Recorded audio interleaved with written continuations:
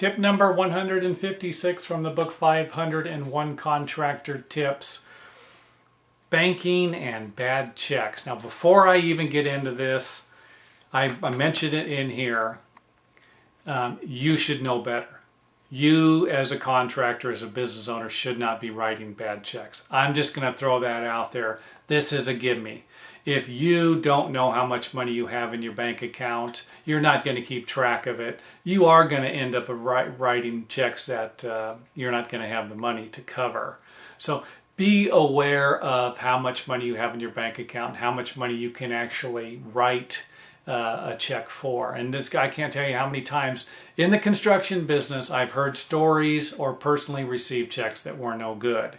These are from other contractors I'm talking about. Now, the reason why I put this tip in here, the main reason is to refer back to your clients. And this goes back to screening your clients. This is why it's important to screen your client. I mean, if you go in, you're going to remodel a house and the owner of the property comes up in an old beat up car and you know, they're him and hawing about paying you money. This might be a sign to exit the situation, you know. And don't get me wrong, I'm not about to suggest that this type of person wouldn't be able to pay you your money. You're going to need to be able to read between the lines on something like this. And I just heard a story the other day, and I'm going to throw this out there, even though it doesn't have anything to do with this. I was actually going to make it another tip in the book when I edit it in the future. But the guy was saying, what do you do when you have clients where you do work? You know, let's just say you do $200 or $300 worth of work for someone, and then they say, hey, tell you what, why don't we pay you when you come back in a week or two and do the rest of the work that we need done? That's fine, as long as they call you in 2 weeks and you go back. But if 3 weeks go by, you're going to need to go back and get your money. But this is something, again, I wouldn't suggest. When you're done with the work, get your money as soon as possible. As a contractor who's been in it long enough, waiting for your money is no fun. Get it as soon as you possibly can. Now, if you're dealing with people who write bad checks, now mind you, as a business owner, I'm not talking about other contractors I worked for. I can't think of one time I ever received a check that bounced from a client.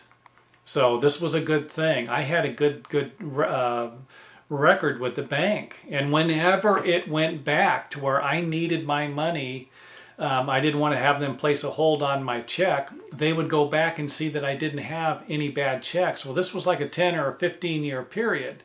This is a good thing. This makes you look good. It makes them feel good to release money that they don't have yet.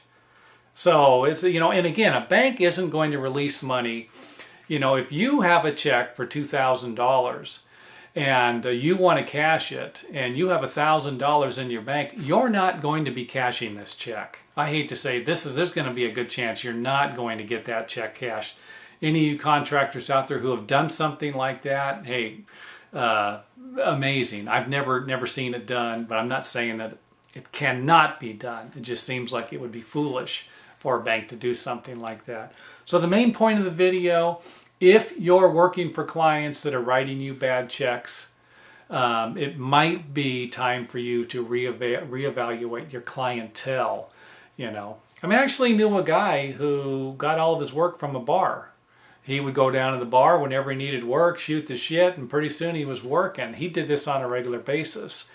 He worked for some rough people. Some of these people didn't have the money to pay him, and he got, you know, he kind of got taken advantage of. But at the same time, this is kind of where I'm going with this video.